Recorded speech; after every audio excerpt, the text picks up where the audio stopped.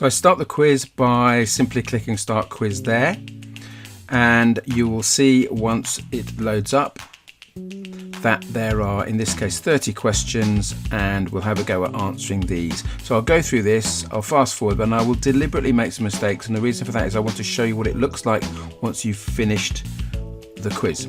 So let's make a start. Where's the femur? I think that's in the lower, upper leg. Let's go there. Where are the vertebrae? In the back. So I'm just going to pause now, complete the quiz, and I'll join you again when I've finished this quiz. Just coming to the end of the quiz now, so let's just finish this off.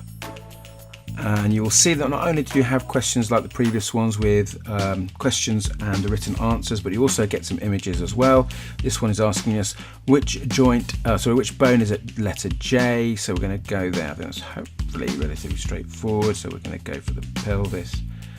And then last question, the bones in the forearm, will go radius and ulnar.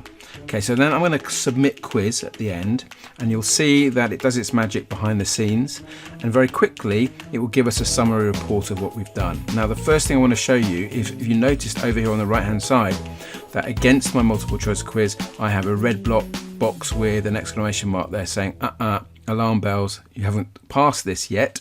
So let's have a look at how I did. There were 30 questions.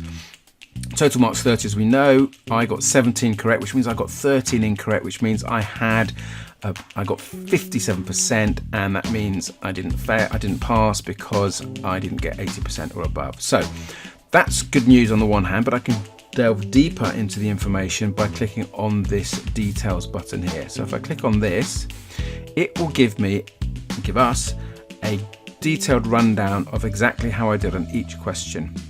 So you can see I started off pretty well, first three okay. Metacarpals, that's a common one that people make mistakes on, isn't it? Maybe you're one of those people who are not quite sure about the metacarpals and metatarsals, so I have to get that right. And then I scroll down and I can see what I've done well and what I haven't done well.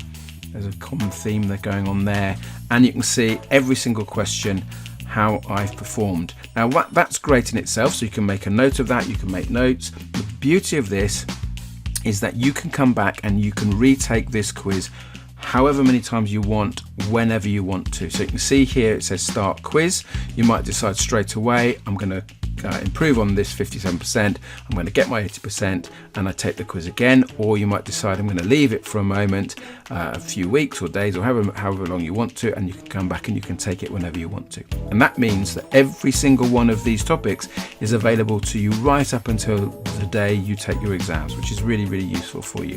Just remember, if you wish that to turn green, you need to be getting 80% or more. And let me show you what that looks like. If we go back up to the skeletal system, what do I need to know?